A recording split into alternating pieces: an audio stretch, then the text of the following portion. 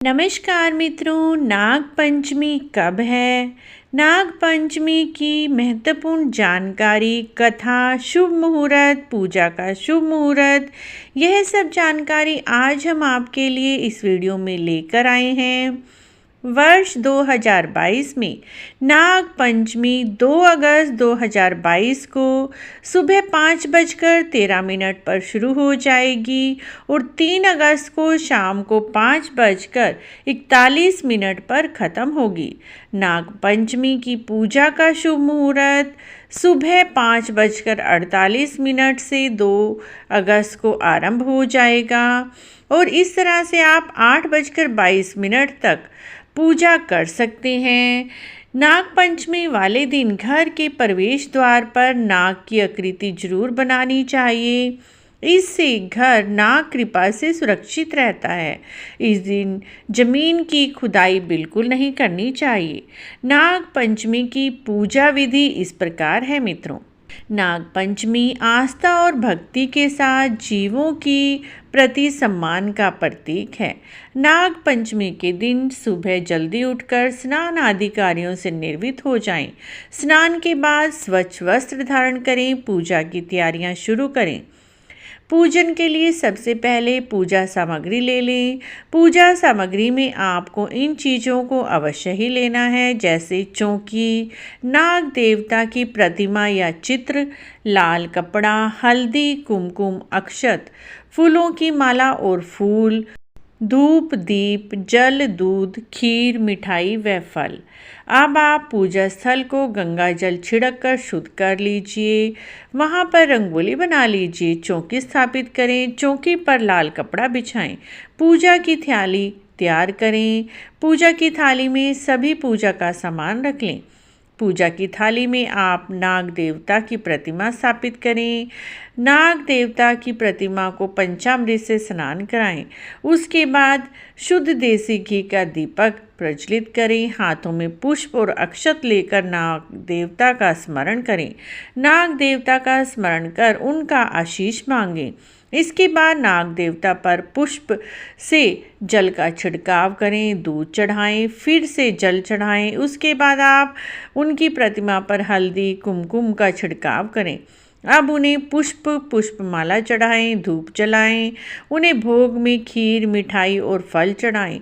हाथ जोड़कर भूल चूक के लिए क्षमा मांगें। इस दिन यदि आप व्रत रख रहे हैं तो पूजा के बाद फल आहार ग्रहण करें। इसके साथ ही नाग पंचमी की व्रत कथा भी इस दिन अवश्य ही सुननी चाहिए। तो नाग पंचमी की व्रत कथा इस प्रकार है। आमतौर पर लोगों को सांपों से बहुत डर लगता है, लेकिन क्या आपको पता है हमारे हिंदू धर्म में सांपों को भाई मानकर उनकी पूजा करने की परंपरा सदियों से चली आ रही है। जितनी रोचक यह बात है, उतनी ही रोचक यह कहानी भी है। आज वही कहानी आपके लिए हम लेकर आए हैं। नाग पंचमी से जुड़ी पौराणिक कथा इस प्रकार है। प्राचीन काल में किसी नगर में एक सेठ जी रहते थे। उनके 7 पुत्र थे। सबका विवाह हो चुका था। सबसे छोटे पुत्र की पत्नी काफ़ी सुशील थी, लेकिन कोई भी भाई नहीं था। एक दिन घर की बड़ी बहू ने सभी बहुओं को घर लीपने के लिए पीली मिट्टी लाने के लिए कहा।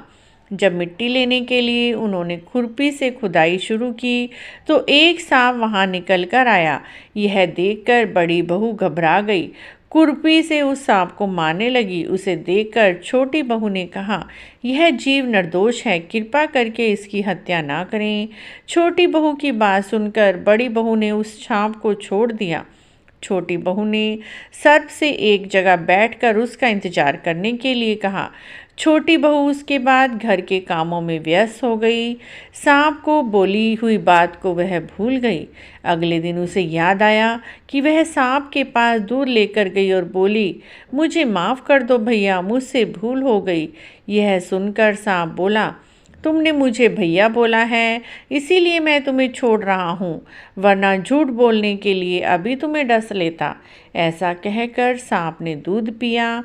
बोला कि आप आज से मेरी बहन हुई, तुम्हें जो भी चाहिए मांग लो। छोटी बहू बोली, भैया मेरा कोई भाई नहीं है, आपने मुझे अपनी बहन बना लिया, यही मेरे लिए सबसे बड़ा उपहार है।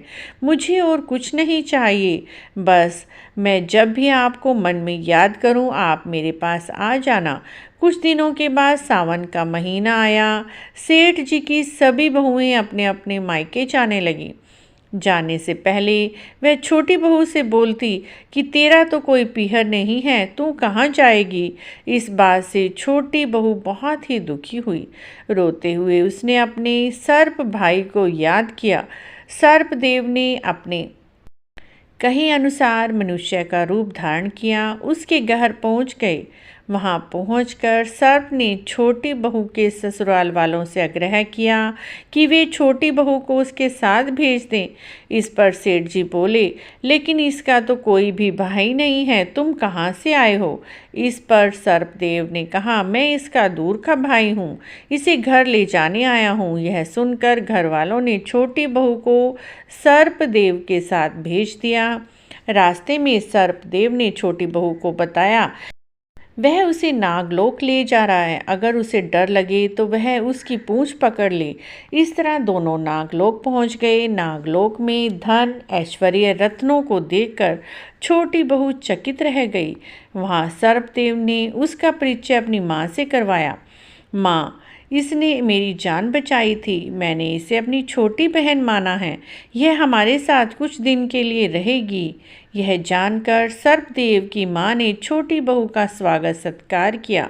छोटी बहू वहाँ आराम पूर्वक रहने लगी। नागदेव में शेषनाग के छोटे छोटे बच्चे भी रहते थे, जिन्हें सर्प की माँ रोज दूध पिलाया करती थी।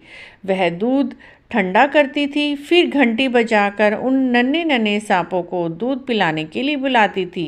एक दिन छोटी बहू ने माँ से कहा कि वो उन छोटे सांपों को दूध पिला देगी। उसने एक पात्र में दूध डाल दिया। जल्दबाजी में दूध ठंडा होने से पहले ही घंटी बजा दी। घंटी की आवाज़ सुनते ही छोटे छोटे सांप दूध पीने आ गए। गर्म दूध पीने से उनके फन जल गए। इस पर वह क्रोधित हो गए और बोले, हम तुझे डसेंगे। यह सुनकर छोटी बहू ने उनसे माफ़ी मांगी। सर्पदेव की माँ ने उन्हें ऐसा करने से मना कर दिया। इसके पश्चात जब छोटी बहू का वहाँ रहने का समय पूरा हो गया तो सर्पदेव और उसकी माँ ने उसे बहुत सारा धन दौलत रत्न आभूषण देकर विदा किया। इतना सारा धन लेकर वह अपने ससुराल पहुंची। उसकी जेठानियों को जलन होने लगी। बड़ी बहू ने उससे कहा, तुम्हारे भाई ने इतना कुछ दिया, साथ में सोने की झाड़ू भी देता। यह सुनकर सर्पदेव वहाँ मनुष्य के रूप में आए और अपनी बहन को सोने की झाड़ू भी दे दी। साथ में उसने अपनी बहन को मणि हीरों से सुसज्जित हार भी उपहार में दिए। इतना सुंदर हार देखकर सारे गांव में उसकी चर्चा होने लगी। धीरे धीरे यह बात राजा के महल में रानी तक पहुंच गई।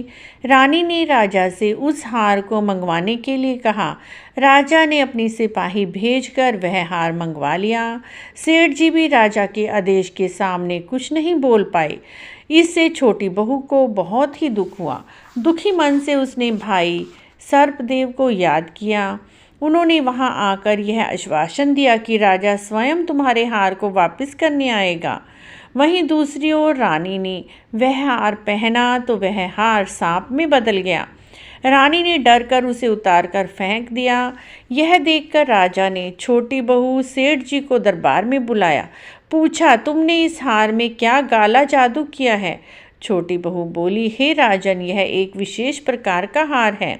यह मुझे मेरे भाई सर्पदेव ने दिया है। इतनी देर में सर्पदेव वहाँ खुद प्रकट हुए। बोले, मैंने इसे अपनी बहन को दिया था। यह हार मैंने उपहार में अपनी बहन को दिया है, इसे कोई और नहीं पहन सकता। यह देखकर सभी लोग नाग देवता को प्रणाम करने लगे। ऐसा माना जाता है कि इस दिन पंचमी तिथि थी, इसीलिए तब से नाग पंचमी का त्यौहार मनाया जाता है। नाग देवता को भाई के रूप में स्त्रियां पूजा करती हैं। तो मित्रों, नाग पंचमी की हमारी तरफ से आप सभी को हार्दिक बधाई। यदि आपको भी नाग पंचमी की यह पौराणिक कथा अच्छी लगी है तो आप भी हमारी चैनल को इसी तरह की और जानकारी के लिए सब्सक्राइब करें, वीडियो को लाइक करें और शेयर भी करें, और कमेंट बॉक्स में जय नाग देवता